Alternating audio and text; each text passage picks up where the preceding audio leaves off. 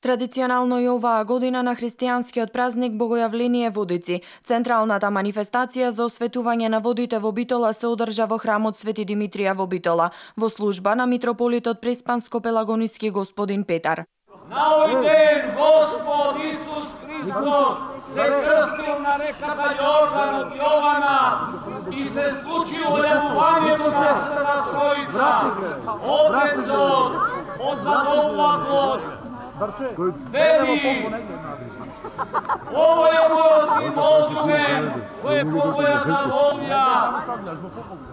Синот се крштеа од Јована на Јордан, а Светиот Дух во вид на гулаб на него наведува.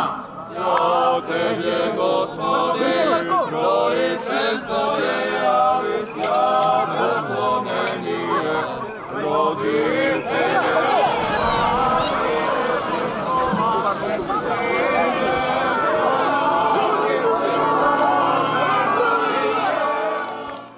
Според вековната традиција во црковниот базен по Светиот крст скокнаа 20 момчиња, најхрабар и најсреќен беше 28 годишниот Зоран Елисковски.